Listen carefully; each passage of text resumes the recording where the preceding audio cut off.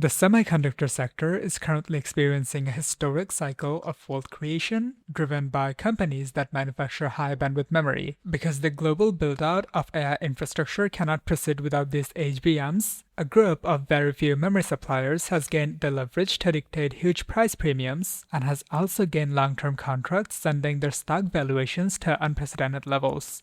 But are these valuations built on a permanent technological shift, or are they simply the result of a temporary choke point in the global supply chain? Behind the scenes, the industry is dealing with all sorts of problems, particularly with yield rates, because it is incredibly difficult to manufacture these chips at scale without throwing a large portion of them away. At the same time, almost all of these companies are rapidly expanding their manufacturing capacity, which brings up a natural concern about how long they can keep raising prices before all the supply finally catches up and cools the market down.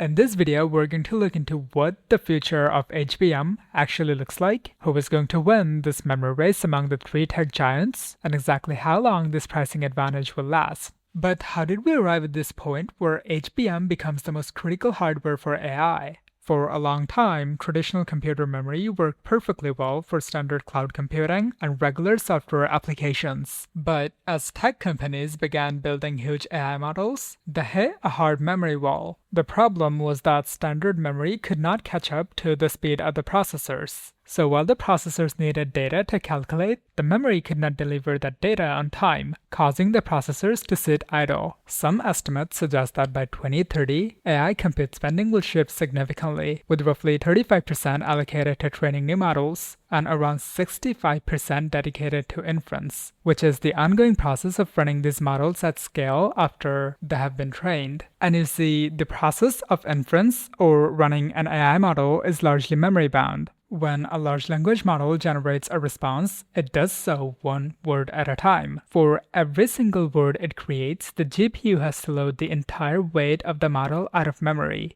The system has to constantly update a temporary storage area called the KV cache, which remembers the context of your prompt and the ongoing conversation so the AI does not lose track of what is being discussed. Standard memory modules are simply too far away from the processor and have a data pathway that is too narrow to handle this continuous flow of information. HBM solves this problem through a very different design. Instead of placing memory chips flat on a separate part of the motherboard, manufacturers stack several very thin memory chips on top of each other and place that entire stack directly next to the processor itself. This vertical design creates an incredibly wide data highway that allows terabytes of information to flow back and forth every second, finally giving the processors the volume of data they need to function efficiently.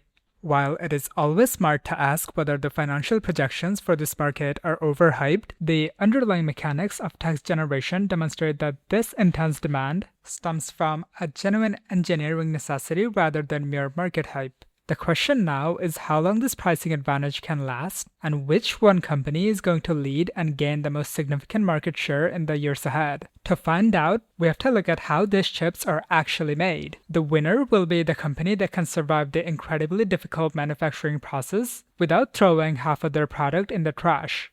HBM is manufactured by stacking multiple layers of silicon, which can reach up to 12 or 16 layers. To achieve this, manufacturers grind silicon wafers down until they're incredibly thin, and then connect them using thousands of sub-micron vertical channels that must align perfectly. Because the stack is completely interconnected, a tiny defect in just one layer ruins the entire module. Even if a manufacturer achieves a 90% yield on individual memory chips, stacking 12 to 16 of them together causes the final yield to drop as low as 50%.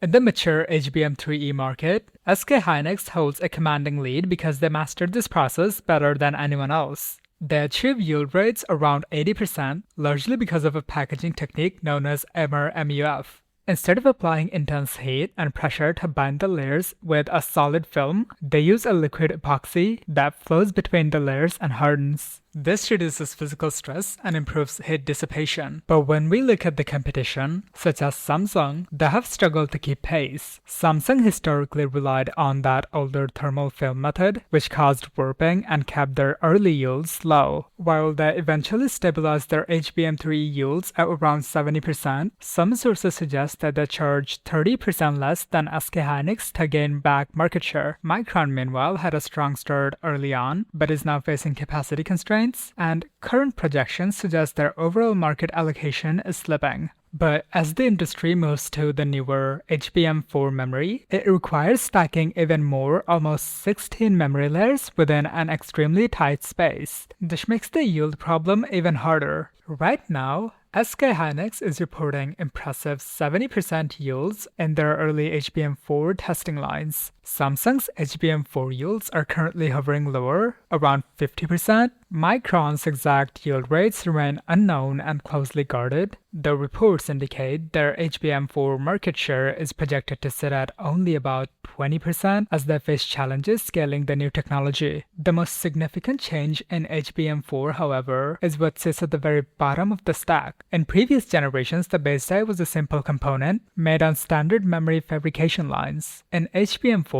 this base layer becomes an advanced logic processor designed to route data and relieve the main GPU of certain tasks. Because memory companies like SK Hynix and Micron do not have the advanced equipment required to build high-end logic chips, they're forced to partner with dedicated foundries like TSMC to manufacture these base dies for them. By relying on an external partner, the memory companies lose control over a key part of their own supply chain, shifting a significant amount of power and market control to TSMC. Because these memory chips are currently so scarce, the manufacturers are enjoying historic profit margins and are pouring tens of billions of dollars into building new fabrication plants. SK Hynix, Samsung, and Micron are all expanding their manufacturing capacity at the exact same time to capture as much of this demand as possible. But the memory industry has historically been defined by boom and bust cycles, where companies overbuild during times of high demand, which eventually leads to massive oversupply that crushes the market. Take a look at 2022, for example. During the pandemic, customers built up massive stockpiles of memory chips. When demand finally slowed, sales dropped by a third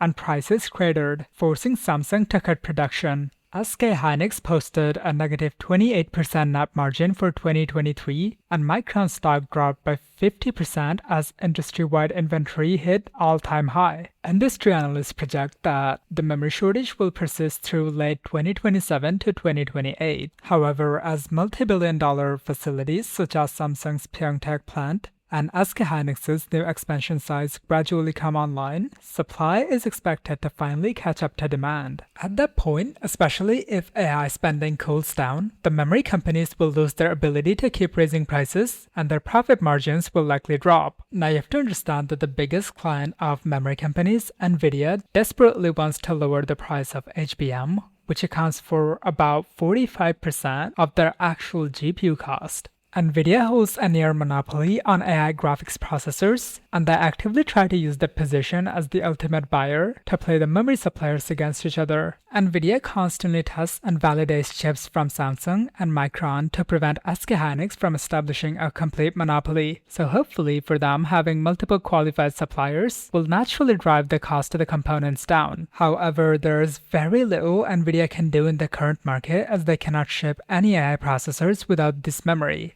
Because the global supply is so constrained and heavily dependent on the limited packaging capacity at TSMC, the memory companies actually hold the leverage to dictate terms. Now, besides the memory supply projections, the HBM market has a few other variables that will help analyze the future of HBM. Let's take a look at them and see how much of an actual threat they are to the market. The entire financial projection for these memory companies rests on one assumption that AI will always require huge memory-hungry data centers to function. But because high bandwidth memory is so incredibly expensive, the rest of the tech industry is actively looking for ways to bypass this bottleneck. For instance, as AI starts running on local devices like laptops and smartphones, these smaller optimized models can operate on standard, cheaper memory. While this could theoretically impact HBM demand, it will likely be a minor shift since users will generally opt for the most powerful models available, and the current market for on-device AI sits at only around $30 billion.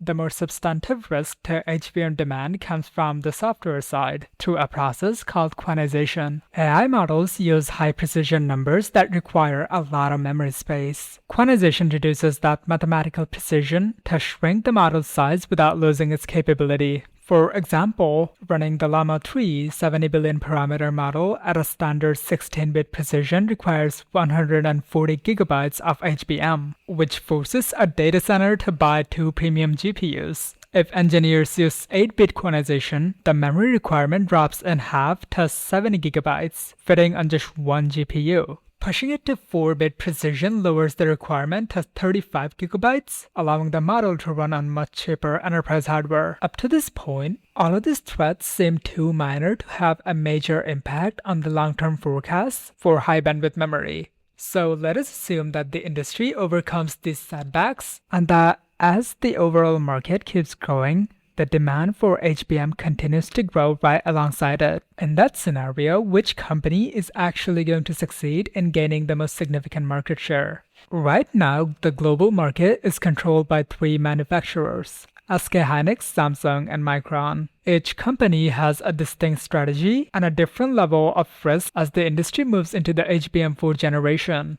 SK Hynix is the clear leader today, holding an estimated 53% of the market. Their core advantage is superior packaging stability and proven mass production yields. Because they mastered their packaging technique early, they achieved the highest yield rates in the industry, which allowed them to secure the primary supply contracts with NVIDIA. However, their strategy for HBM4 involves partnering with TSMC to build the required logic-based dies. This reliance on an external partner is not necessarily a major issue until you look at Samsung. Samsung currently holds about 22% of the market. They struggled with low yield rates on earlier generations, but their core advantage going forward is absolute manufacturing scale. Unlike SK Hynix, Samsung does not need to rely on TSMC. They operate top-tier memory fabrication and advanced logic foundries within the same corporate structure. They're pushing a turnkey model, meaning they can manufacture the advanced logic-based die, produce the memory layers,